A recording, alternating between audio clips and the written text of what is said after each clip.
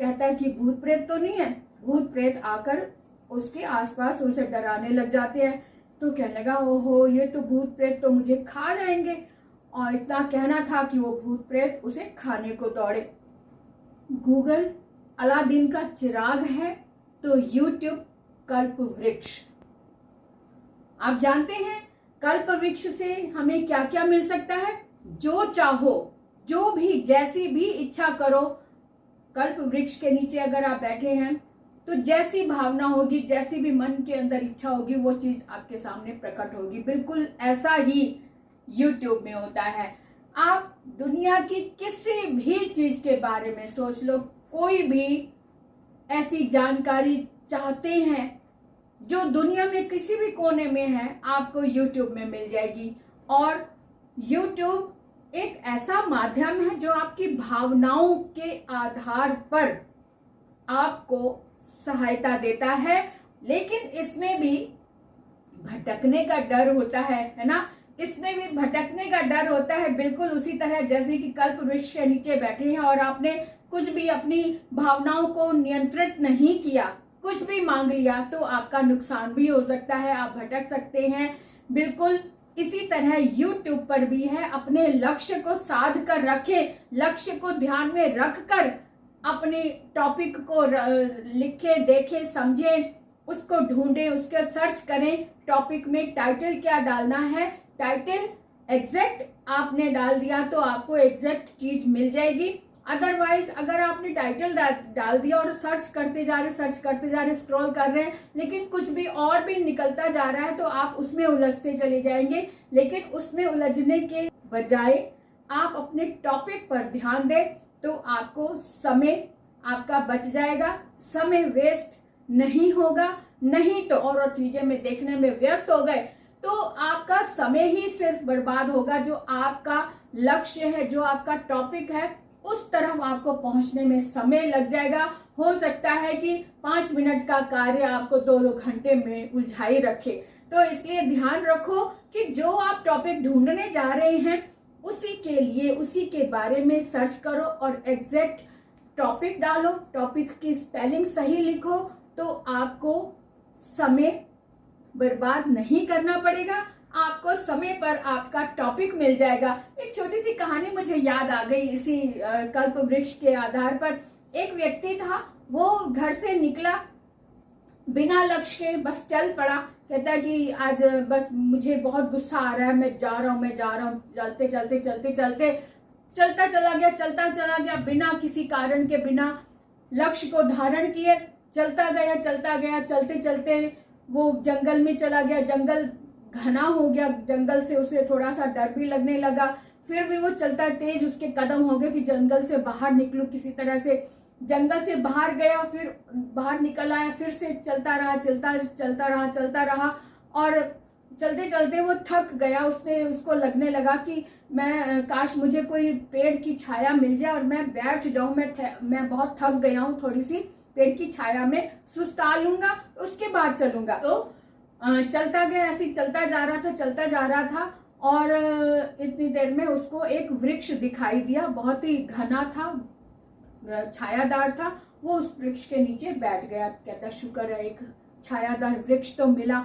उस वृक्ष के नीचे बैठकर कहने लगा बहुत ही ठंडी हवा आ रही है, बहुत देर से मैं चल रहा हूँ, काश कुछ खाने को मिल जाए। तो उसके सामने एक थाली आ जाती है खाने के लिए और वो भूखा था, फटाफट खा लिया उसने और सोचने लगा कि थोड़ा सा मिष्ठान भी मिल जाए, मीठा भी मिल जाए तो और भी अच्छा होगा। तो उसने मिष्ठान की इच्छा की, उसके सामने मिष्ठान भी आ गया। अब वो कहने लगा थोड़ी सी चाय मिल जाए और भी अच्छा हो जाएगा, मेरी थकान पूरी उतर जाएगी। उसके सामने गर्मा गर्म चाय आ गई। अब चाय आ गई, उसने चाय भी पी ली। अब कहने लगा मैं थक गया हूँ, अब मैं खाना भी खा लिया, अब मैं थोड़ी देर सो जाऊं तो फिर उसके बाद सोचूंगा कि आगे क्या करना है। तो वो जब उसने कहा कि मैं थोड़ी देर सो जाऊं तो निद्रा रानी उस पर हावी हो गई और वो वहीं पर लेटकर सो गया। अब जब 1-1.5 घंटे के बाद उसकी नींद खुली, उठकर बैठा तो एकदम से उसने सोचने लगा कि मैं कहाँ पर हूँ, मैं यहाँ पे पेड़ के नीचे हूँ और मैं जो सोचता हूँ वही होता जा रहा है। मैंने खाना मांगा, खाना आ गया, मिठाई मांगी, मिठाई आ गई, चाय मांगी, चाय आ गई। फिर मैंने सोने का सोचा तो मुझे नींद भी फटाफट आ गई। इतनी अच्छी नींद गहरी आई कि अब मेरी सारी थकान भी उतर गई है। कहीं इस वृक्ष के ऊपर या आसपास कहीं भूत प्रेत तो नहीं है, कहीं वो मेरी आवाज सुन रहे हो और उन्होंने मेरी इच्छा पूरी कर दी हो। तो जैसे वो कहता है कि भूत प्रेत तो नहीं है, भूत प्रेत आकर उसके आसपास उसे डराने लग जाते हैं। तो कहने लगा, ओहो ये तो भूत प्रेत तो मुझे खा जाएंगे। और इतना कहना था कि वो भूत प्रेत उसे खाने को दौड़े। अब वो डर गया, घबरा गया, कहने लगा ये क्या चक्कर है। तब वहां से जब निकला, भागा दौड़ा वहां से, तब उसके दिमाग में, तब उसके थोड़ी सी आकाशवाणी हुई, उसके दिमाग में आया। उसने पढ़ा हुआ था कहीं पर कि वृक्ष कल्प वृक्ष होता है, तो वो जैसी इच्छा करो वैसा ही सम्मान वैसे प्रकट हो जाता है। जब थोड़ी दूर गया तो उसे आभास हुआ कि वो तो स्वर्ग में है। स्वर्ग में पता नहीं कब चलते चलते स्वर्ग में आ गया और वहां पे कल्प वृक्ष के नीचे वो बैठकर आराम करने लगा। तो इसीलिए जो जो वो मांग रहा था उसे मिलता जा रहा था।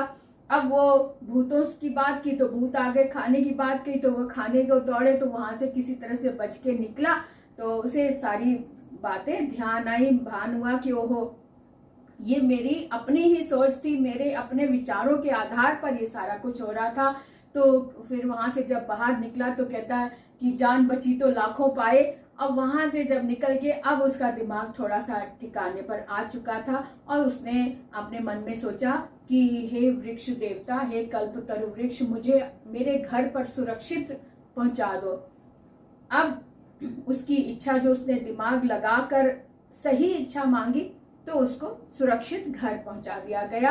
तो इस तरह से अपनी भावनाओं को नियंत्रण करना भी आना चाहिए। ये नहीं कि कुछ भी देखते जा रहे, कुछ भी चलते जा रहे, कुछ भी मांगते चले जा रहे हैं। गूगल और यूट्यूब, गूगल जो है वो फादर है और जो यूट्यूब है वो बेटा है।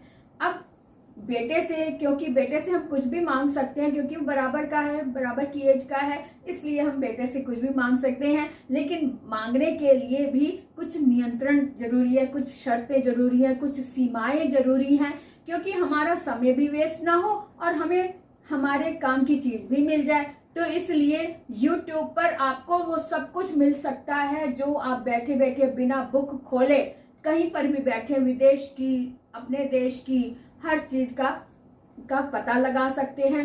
और यहाँ पर सबसे अधिक फायदा हो रहा है विद्यार्थियों को।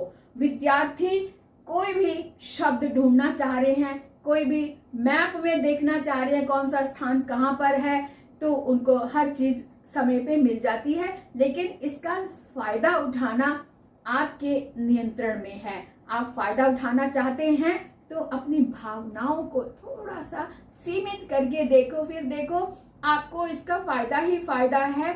आपको किसी भी तरह से किसी भी तरह का ज्ञान प्राप्त करना हो तो YouTube आपके हाथ में है। यानी डिक्शनरी कह दो या फिर विकिपीडिया कह दो, हर चीज का इलाज आपके हाथ में है, आपके फोन में है।